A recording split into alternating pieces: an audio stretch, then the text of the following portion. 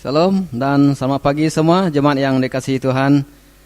Kita bersyukur karena dapat bersama-sama di pagi hari ini di dalam ibadah raya online kita.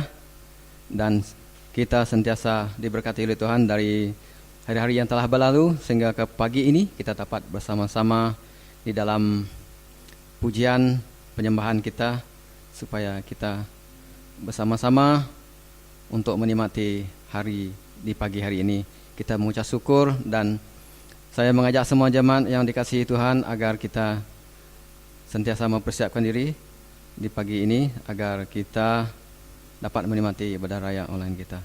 Dan saya mengajak jemaat yang dikasihi Tuhan supaya kita mempersiapkan diri di dalam doa kita pada pagi ini. Mari saya ajak semua untuk berdoa. Mari saya pimpin kita di dalam doa. Terima kasih Tuhan atas penyertaan-Mu di hari-hari yang telah berlalu, sehingga kita dapat bersama-sama menikmati hari yang telah berlalu, yang telah Engkau sediakan bagi setiap pribadi kami masing-masing Tuhan, baik dalam pekerjaan kami, baik di dalam bisnis, baik di dalam yang anak-anak yang bersekolah di online. Kami bersyukur Tuhan di pagi ini karena kami dapat menikmati ibadah raya online, walaupun ianya terhad, tapi kami percaya Engkau sentiasa menyertai kami Tuhan. Dan kami ingin mengucap syukur Tuhan, baik dalam pujian dan penyembahan kami kepadamu. Mari kita semua angkatkan doa kita ini di dalam nama Yesus. Kami sudah mengucap syukur. Amin. Shalom. Bertemu lagi kita di dalam ibadah online SIB Seremban. Berikan kemuliaan bagi Tuhan.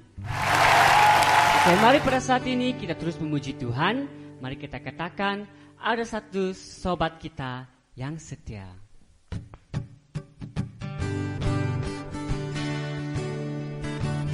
Dimanapun Anda berada pada saat ini, kira-kira Anda di rumah maupun di tempat kerja, mari ajak teman-teman Anda untuk sama-sama memuji Tuhan.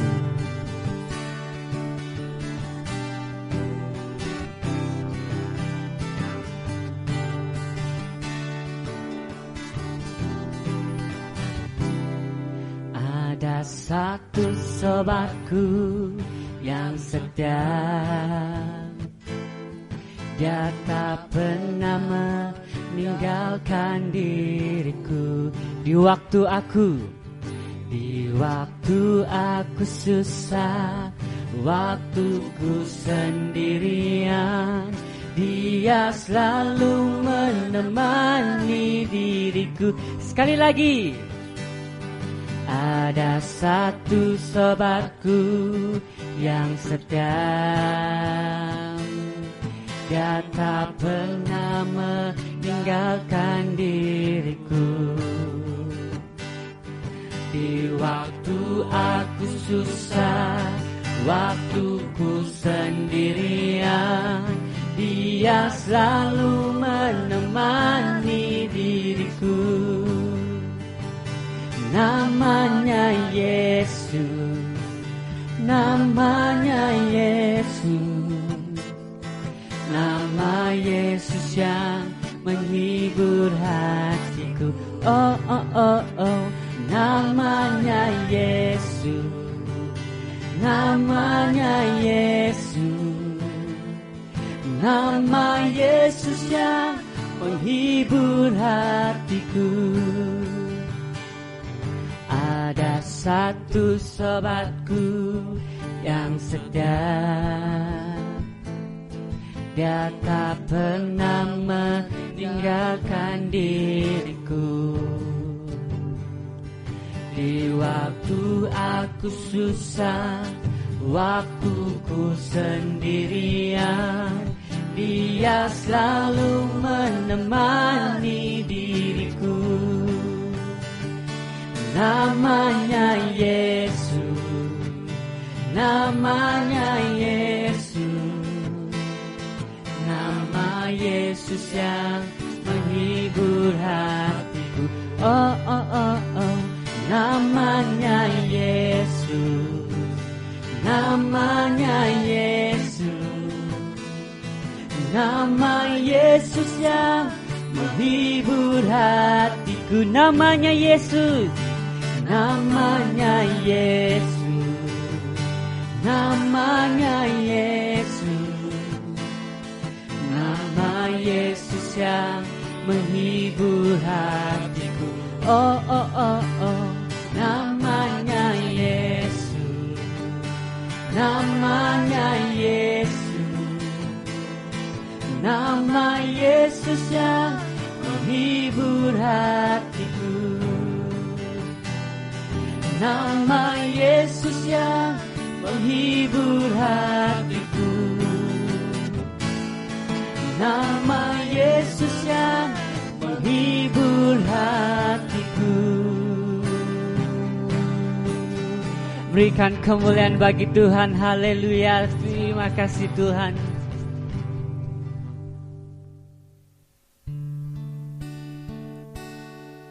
Mari pada saat ini semua kita terus memuji Tuhan. Kita terus menyembah Tuhan, karena Dialah satu-satunya pribadi yang mengenal setiap hati kita.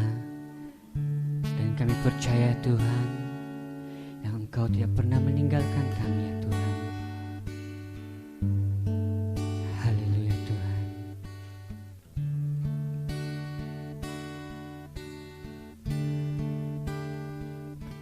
Seperti rusa yang haus, rindu aliran sungai-Mu.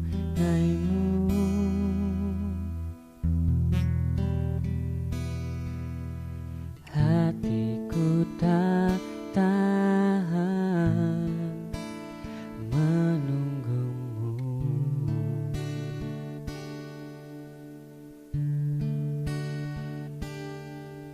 Bagaikan gersang menanti datangnya hujan,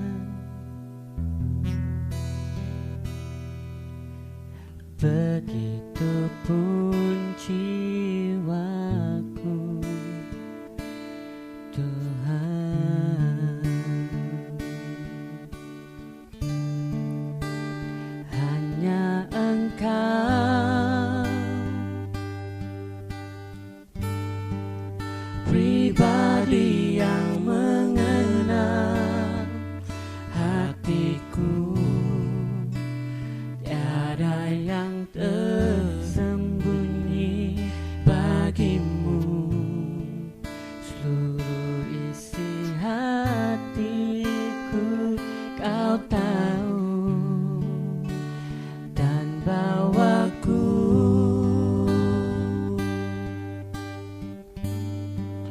untuk lebih dekat lagi padamu, tinggal dalam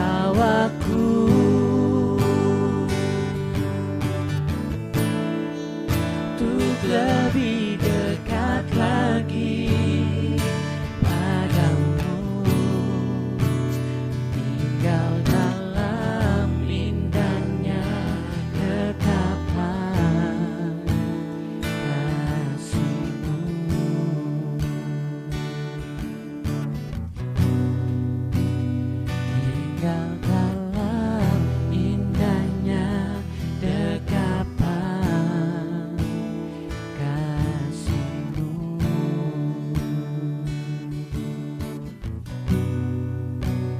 Tinggal dalam indahnya dekapan kasih-Mu.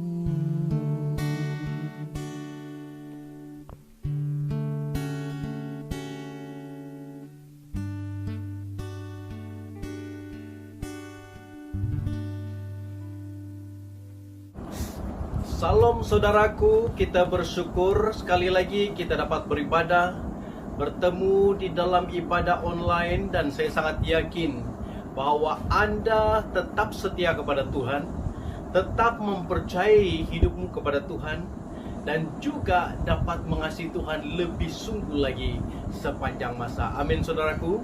Kita telah memuji Tuhan dalam pujian penyembahan, dan sebelum firman Tuhan disampaikan, mari kita datang kepada Tuhan dalam doa, dan saya akan pimpin kita di dalam doa. Mari kita berdoa. Bapa di surga, terpujilah namamu, sebab Engkau begitu menunjukkan kasih setiamu kepada kami melalui anakmu Yesus Kristus yang telah menanggung setiap kelemahan kami, dan kami dapat hidup pada hari ini karena kasih Tuhan. Dengan itu Bapa, biarlah kiranya sebentar firman Tuhan disampaikan. Firman Tuhan ini akan mengambil tempat di dalam kehidupan kami. Roh Kudus berbicara langsung sehingga kami memahami, bukan saja memahami, tetapi menerapkannya dalam kehidupan ini dan mempercayai Engkau sepenuhnya sebagai Allah penguasa kehidupan kami. Terima kasih Bapa, di dalam nama Tuhan Yesus Kristus hamba-Mu sudah berdoa. Amin.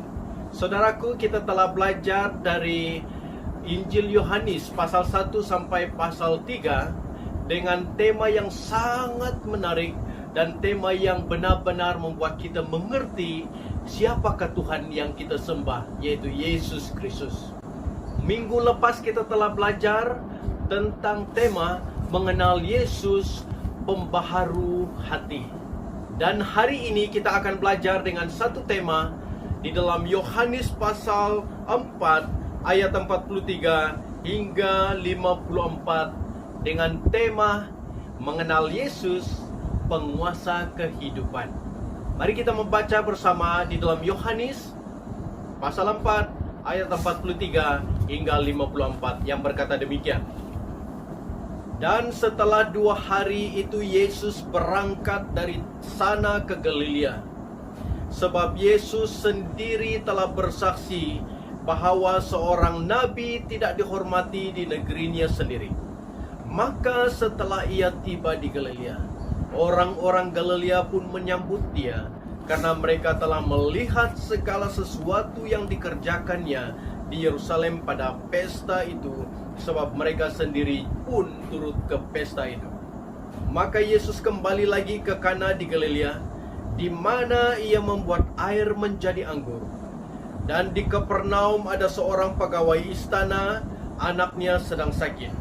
Ketika ia mendengar bahwa Yesus telah datang dari Yudea ke Galilea, pergilah ia kepadanya lalu meminta supaya ia datang dan menyembuhkan anaknya, sebab anaknya itu hampir mati. Maka kata Yesus kepadanya, "Jika kamu tidak melihat tanda dan mukjizat, kamu tidak percaya." Pegawai istana itu berkata kepadanya, "Tuhan, datanglah sebelum anakku mati." Kata Yesus kepadanya, "Pergilah, anakmu hidup."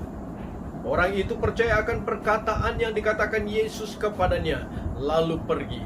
Ketika ia masih di tengah jalan, hamba-hambanya telah datang kepadanya dengan kabar bahwa anaknya hidup. Ia bertanya kepada mereka, "Pukul berapa anak itu mulai sembuh?"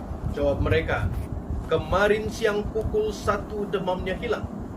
Maka teringatlah ayat itu, bahwa pada saat itulah Yesus berkata kepadanya, "Anakmu hidup." Lalu ia pun percaya, ia dan seluruh keluarganya.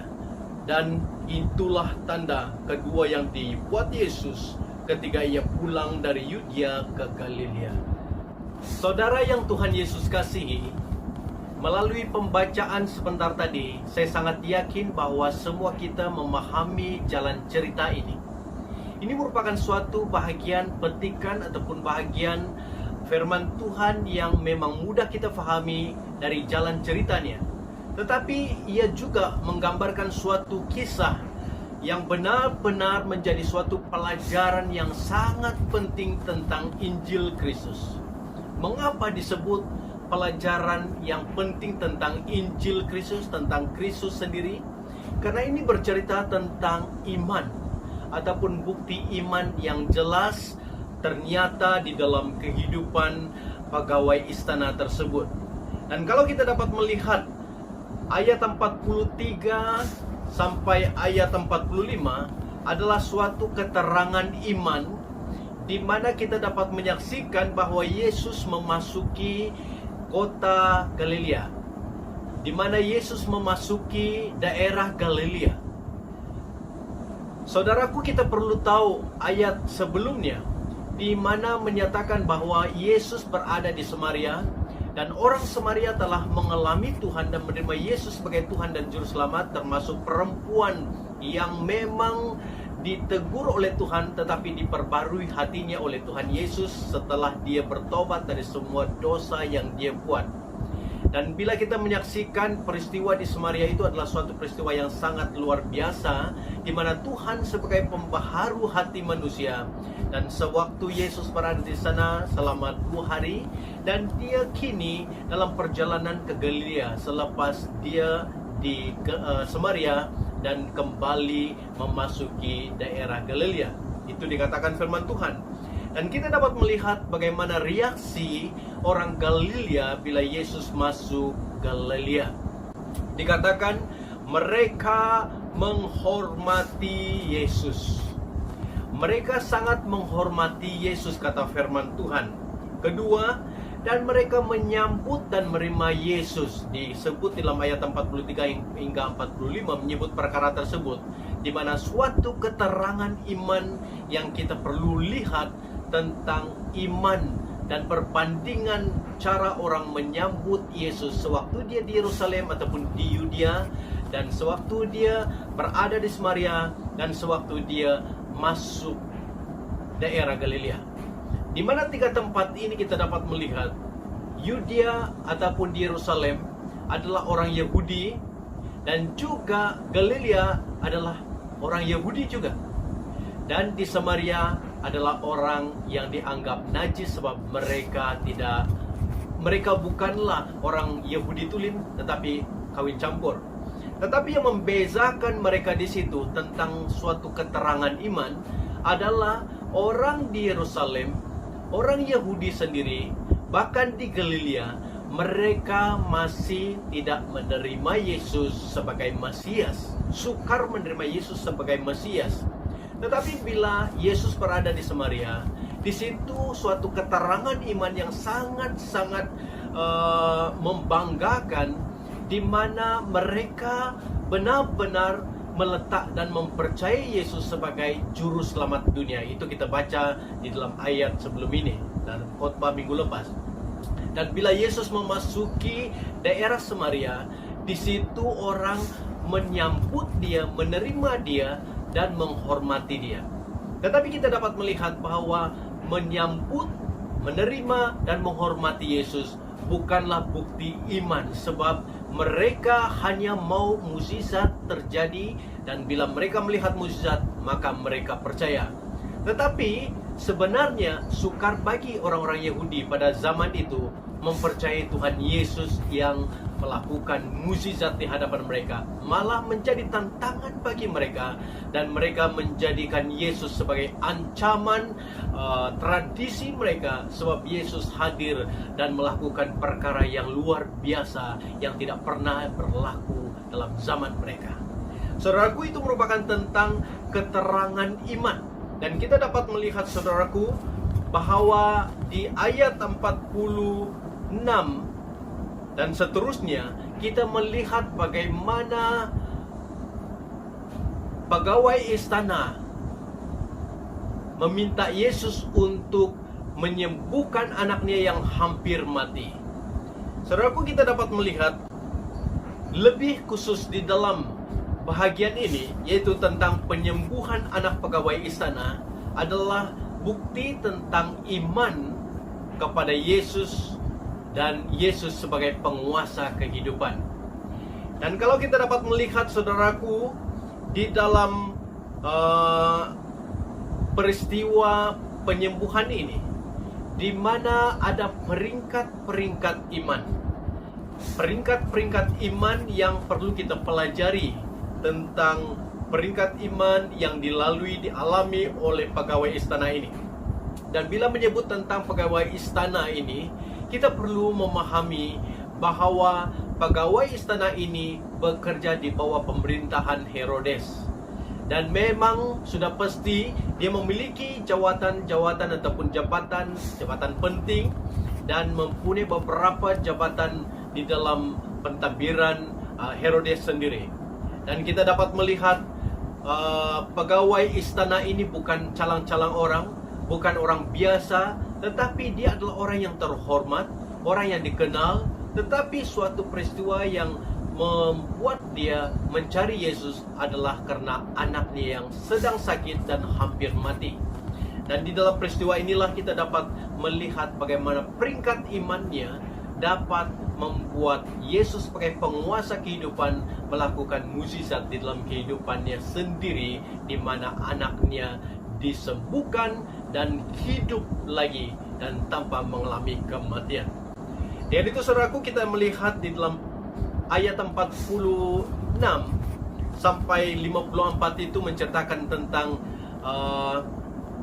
peringkat-peringkat iman yang ada kita saksikan di dalam kisah ini. Kita dapat melihat di dalam ayat 46 hingga 47 menceritakan tentang suatu permulaan iman ataupun iman permulaan. Dikatakan bahwa pegawai istana ini ada keperluan yang sangat perlu pertolongan. Pegawai istana ini mempunyai keperluan yang sangat terdesak, di mana anaknya hampir mati. Dalam keadaan yang hampir mati, dikatakan sakit, bahkan demam yang boleh meragut nyawa. Dan disitulah ada satu keperluan yang sangat diperlukan oleh pegawai istana ini. Disitulah permulaan imannya timbul. Mengapa, saudaraku? Karena dia mendengar tentang Yesus. Dia mendengar banyak tentang Yesus. Walaupun dia tidak kenal siapa Yesus, tetapi dia mendengar tentang Yesus, didengar melalui orang-orang yang di sekitarnya, dan dia mendengar dengan sangat teliti. Dia bukan sembarangan orang yang boleh dan mudah percaya kepada sesuatu kabar. Tetapi dia dengan sendiri, setelah dia mendengar tentang dan mengenai Yesus, dia dengan teliti untuk melihat dengan benar siapakah Yesus itu. Karena dia dalam keadaan yang benar-benar terdesak, saudaraku, maka dia memerlukan pertolongan dan dia mendengar tentang Yesus. Dan bukan saja dia mendengar, tetapi dia datang kepada Yesus. Mengapa dia datang kepada Yesus? Sebab dia sedang menghadapi suatu bencana di dalam kehidupannya. Boleh disebut bencana sebab dia benar-benar melihat anaknya yang terlantar dan juga hampir mati itu merupakan satu bencana yang menimpa keluarganya, menimpa hidupnya sendiri. Dan dia datang kepada Yesus. Bukan saja dia datang kepada Yesus, tetapi dia meminta Yesus untuk menolongnya dengan memohon kepada Yesus supaya datang untuk menyembuhkan anaknya. Dan kita dapat melihat ini, saudaraku, bahwa dia meletakkan kepercayaan bahwa hanya Yesus sahaja yang boleh menyelesaikan masalahnya ini, boleh menyembuhkan anaknya ini. Itu sebabnya dia meminta pertolongan daripada Yesus. Itu merupakan permulaan iman ataupun iman permulaan. Sekali lagi saya sebut, ada keperluan yang sangat mendesak dalam kehidupannya. Yang kedua, dia mendengar mengenai Yesus. Yang ketiga, dia datang kepada Yesus. Dan yang keempat, dia meminta Yesus untuk menolongnya. Itu merupakan permulaan iman. Amin, saudaraku. Dan kita dapat melihat bukan saja iman yang dimulai sewaktu dia mendengar dan datang kepada Yesus, meminta pertolongan kepada Yesus, tetapi itu merupakan suatu kepercayaan yang berterusan. Di dalam ayat 48 hingga 49 menerangkan tentang keimanan yang berterusan. Kita dapat melihat dalam perjalanan iman di dalam kisah ini, di mana dia percaya kepada perkataan Yesus. 48-49, dia percaya kepada perkataan Yesus. Waktu dia minta pertolongan kepada Yesus, dia katakan, Tuhan, tolonglah, datang untuk menyembuhkan anak saya. Dan Yesus berkata, jika kamu tidak melihat mukjizat, kamu tidak percaya kepadaku.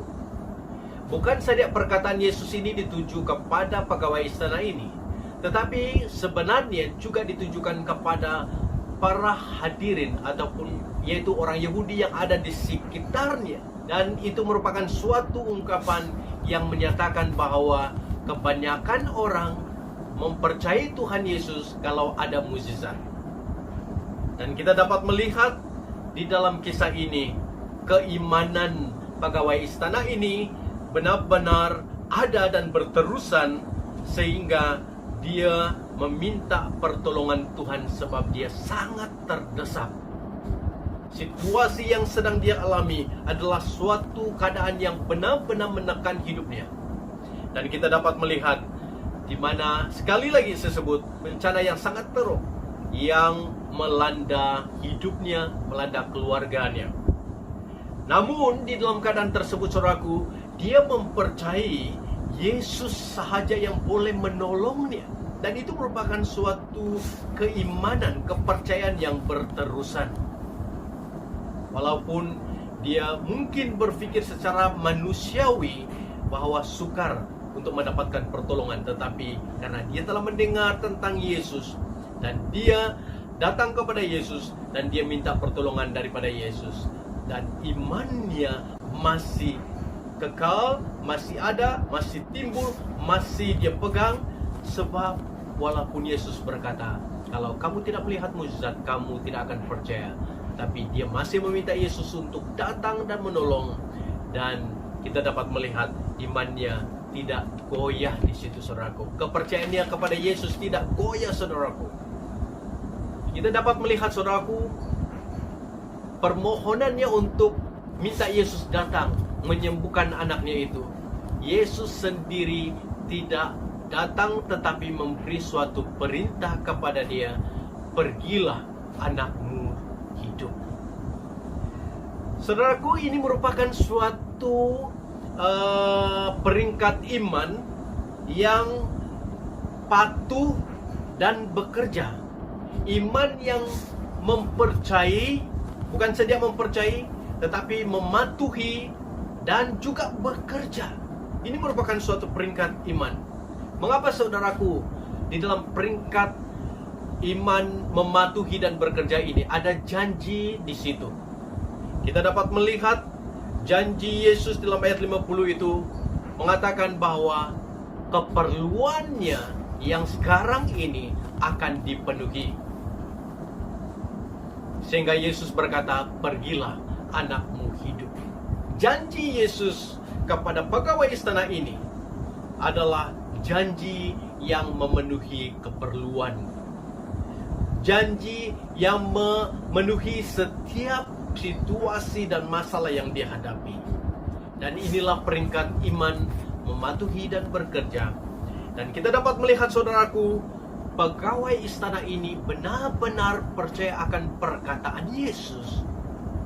Yesus berkata, pergilah, anakmu hidup.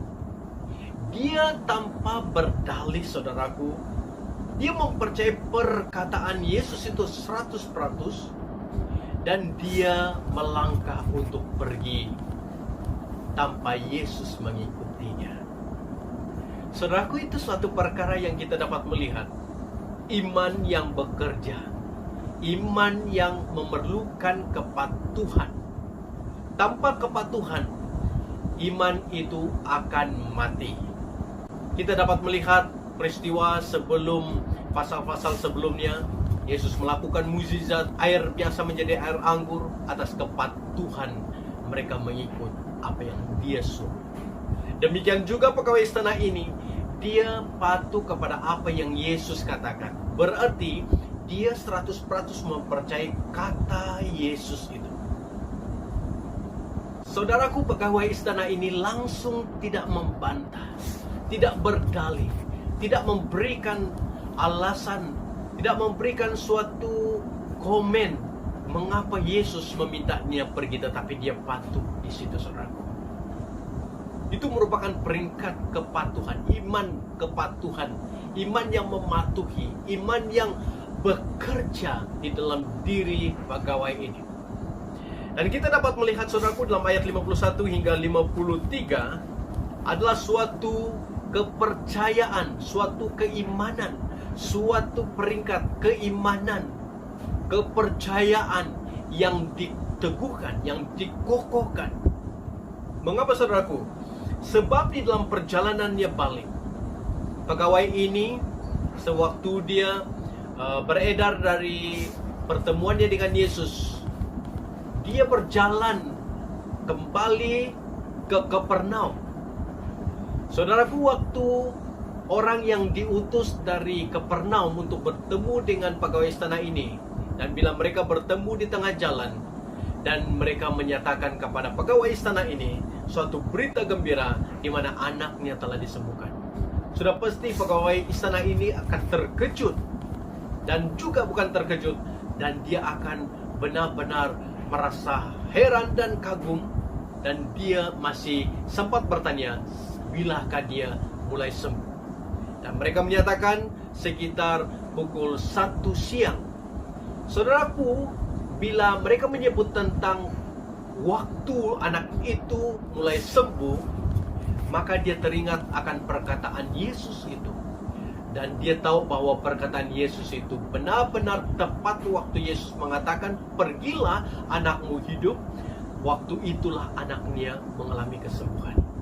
Suatu berita yang sangat-sangat memberi suatu kegembiraan di dalam hatinya.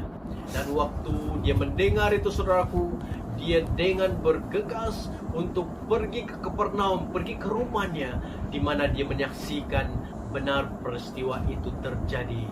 Saudaraku, bila peristiwa itu terjadi dalam kehidupannya, anak itu disembuhkan, anaknya yang hampir mati itu hidup semula, maka disitulah suatu kegembiraan yang sangat besar bagi ahli keluarganya, bagi sanak saudaranya, menyaksikan bagaimana kuasa Yesus Kristus itu benar-benar adalah penguasa kehidupan, di mana mempercayai perkataan Yesus itu adalah mempercayai Yesus adalah penguasa kehidupan.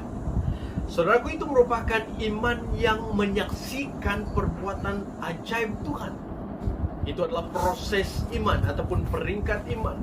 Dan kita dapat melihat pegawai istana ini percaya kepada Tuhan Yesus, menerima dia, dan ahli keluarganya juga menerima Yesus sebagai Tuhan dan Juru Selamat.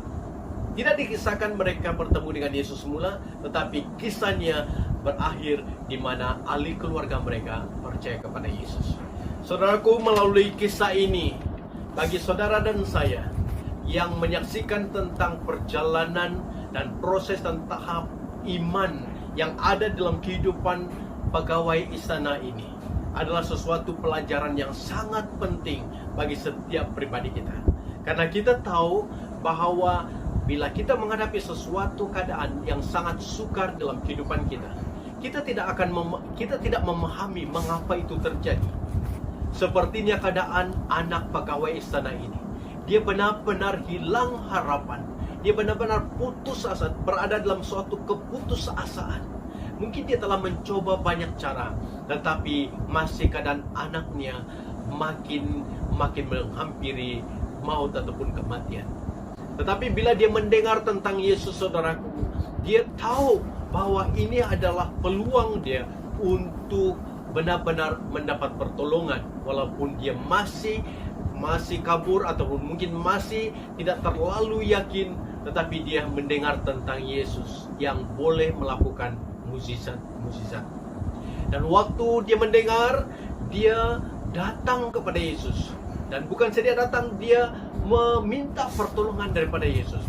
Dan waktu dia minta pertolongan, di situ Yesus mengatakan bahwa kebanyakan orang bila tidak melihat mukjizat, mereka tidak akan percaya. Tetapi masih lagi pegawai ini meminta pertolongan, dan Yesus berkata, pergilah, anakmu selamat. Saudaraku, apa situasimu yang engkau hadapi pada hari ini? Mungkin engkau selama ini ingin mengalami mukjizat Tuhan. Mungkin Anda selama ini telah memohon kepada Tuhan untuk perlihatkan mukjizat-mukjizat dalam kehidupan kita. Dalam apapun keadaan yang sedang engkau lalui, secara pribadi, secara keluarga, secara community dan sebagainya. Mungkin Anda memerlukan sesuatu pertolongan. Saudaraku, hanya Yesus satu-satunya penguasa kehidupan yang boleh menolong engkau. Seperti mana pegawai istana menyaksikan bagaimana mempercayai perkataan Yesus itulah yang terbaik dari seluruh hal yang terbaik. Amin. Saudaraku, mempercayai perkataan Yesus, kata-kata Yesus, firman Allah adalah sesuatu perkara yang perlu kita pegang, perlu kita imani, perlu kita terapkan dalam kehidupan kita. Bukan saja kita menjadi orang Kristen yang suka-suka melihat mukjizat, orang Kristen yang gila-gila mukjizat, orang Kristen yang mendamba-dambakan mukjizat.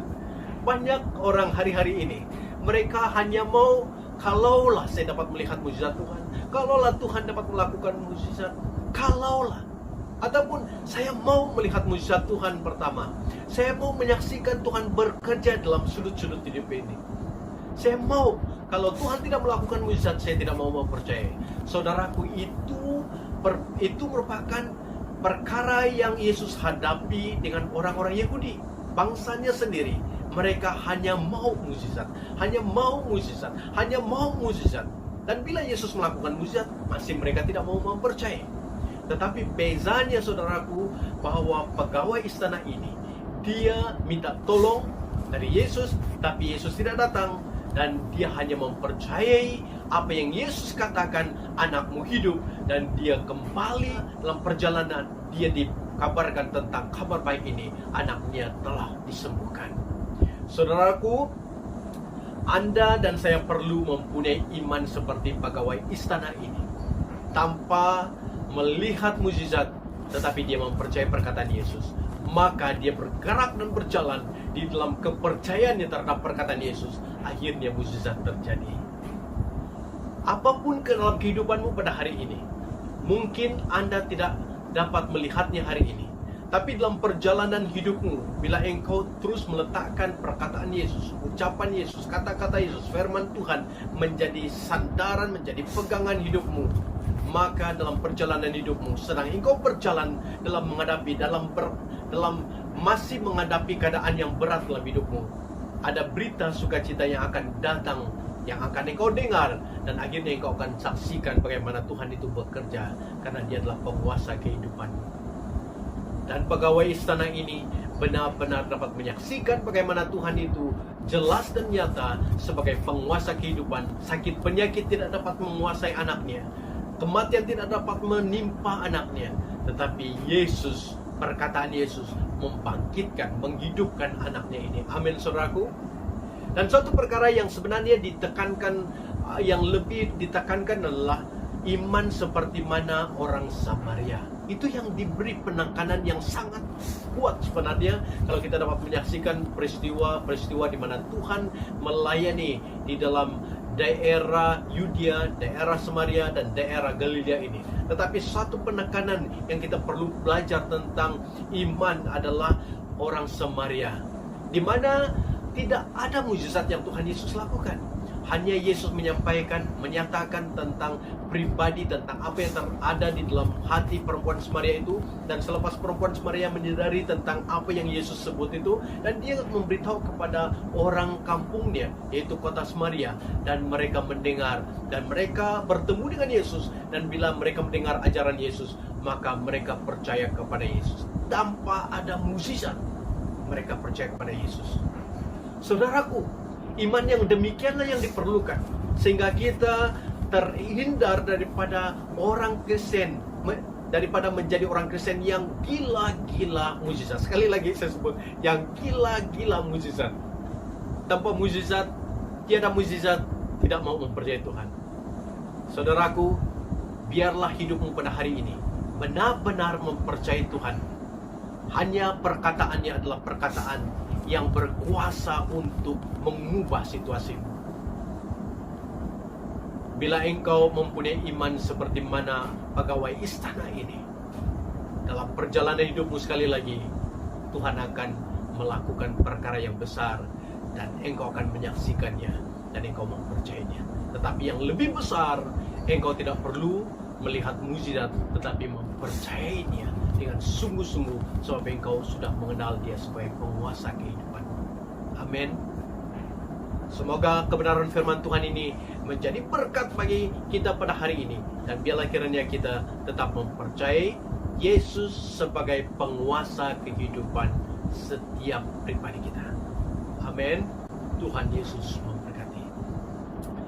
Mari kita datang kepada Tuhan dalam doa. Saya akan pimpin kita di dalam doa.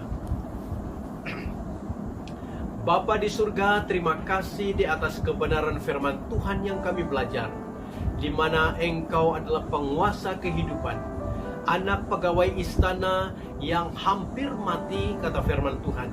Sewaktu pegawai istana ini mendengar tentang Engkau, dan dia datang kepadamu, dia meminta pertolongan, dan Engkau berkata, pergilah, anakmu hidup. Dengan perkataanmu itu, maka pegawai istana ini mempercayainya 100% tanpa berdalih, dan dia pulang dan memegang perkataanmu. Waktu di tengah jalan, orang yang diutus untuk membawa berita bahwa anaknya disembuhkan, dan dia benar-benar terkejut, tetapi dia mempercayai bahwa karena perkataanmu Yesus pada waktu itu mengatakan, pergilah dan anakmu hidup, telah terjadinya mukjizat di dalam kehidupannya, sehingga dia sendiri dan ahli keluarganya menyerah hidup kepadamu. Tuhan Yesus, biarlah kiranya setiap pribadi kami yang telah mendengar firman-Mu ini mengenal Engkau sebagai penguasa kehidupan. Kalaupun kami tidak melihat mukjizat, kami tetap percaya kepada firman-Mu, kepada perkataan-Mu, supaya kami menjadi orang Kristen yang bukan gila-gila mau melihat mukjizat setiap masa, tetapi biarlah kiranya kami mempunyai hubungan yang sangat intim dengan Engkau, pengenalan yang benar tentang Engkau, dan kami dapat berjalan di dalam iman percaya kami kepadamu tanpa kami melihat, tetapi kami percaya kepadamu sepanjang masa, selama-lamanya sampai Tuhan Yesus datang ke muka bumi ini. Biarlah kiranya kami berpegang kepada firman-Mu, firman-Mu yang akan meneguhkan kami, yang membuat kami melihat Engkau sebagai penguasa kehidupan kami yang hidup pada hari ini. Terima kasih Bapa di atas kebenaran firman-Mu ini. Biarlah kiranya kebenaran firman-Mu ini mengambil tempat dalam seluruh kehidupan kami, di dalam nama Tuhan Yesus Kristus.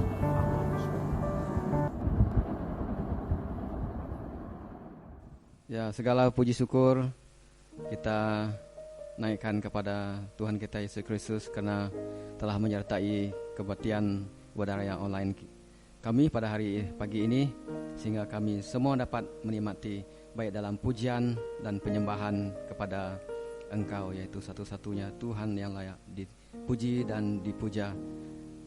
Kami semua Tuhan, kami bersyukur Tuhan karena kami mempunyai Allah yang sentiasa memperhatikan kami dan sentiasa menyertai kami, sehingga kami dapat menikmati hari-hari yang telah Engkau sediakan di minggu yang akan datang. Biarlah berkat kasih karunia Tuhan terus menyertai kami dari anak kecil sehingga yang dewasa. Kami meminta Engkau melindungi kami dari segala sakit penyakit, dari segala kuasa-kuasa gelap, dari segala kuasa-kuasa virus yang telah melanda. Tapi kami percaya kami adalah umat-Mu, kami adalah anak-Mu yang telah Engkau miliki, yang telah Engkau angkat menjadi anak-anak-Mu apabila sampai saatnya, sehingga kami dapat bersama-sama di dalam kerajaan-Mu Tuhan. Kami berdoa Engkau terus menyertai kami dari anak kecil sehingga yang dewasa, supaya kami dapat hidup sesuai dengan rencana dan kehendak Tuhan, dan maksud Tuhan akan terjadi di dalam setiap kami semua Tuhan. Biarlah Engkau memberkati dalam perniagaan, yang dalam bisnis Engkau mendatangkan pelanggan untuk membeli apa yang telah mereka jual bagi setiap yang berniaga. Bagi yang dalam pekerjaan, Engkau mempersiapkan mereka dengan kekuatan, dengan hikmat, kebijaksanaan, kesabaran. Dan bagi yang anak-anak yang dalam persekolahan, Engkau memberikan mereka kesabaran. Dan bagi ibu bapa yang telah mengetahui anak dalam sekolah online pada saat ini, Engkau juga memberikan mereka kesabaran supaya mereka terus diberkati oleh Tuhan dengan kekuatan, pengertian, hikmat-Mu. Dan biarlah sampai kami jumpa lagi di minggu yang akan datang, dan kami serahkan semua doa ini di dalam nama Yesus, Allah yang benar, Allah segala masa, sebelum segala abad, sekarang sampai selamanya. Kami sudah berdoa, mari kita semua katakan amin.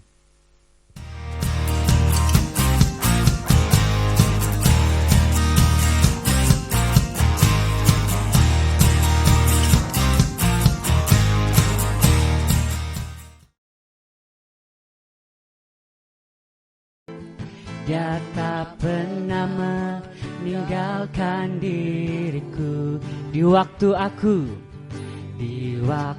aku susah, waktuku sendirian. Dia selalu menemani diriku.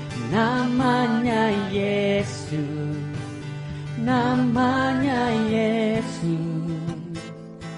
Nama Yesus yang menghibur hatiku. Oh, oh, oh, oh.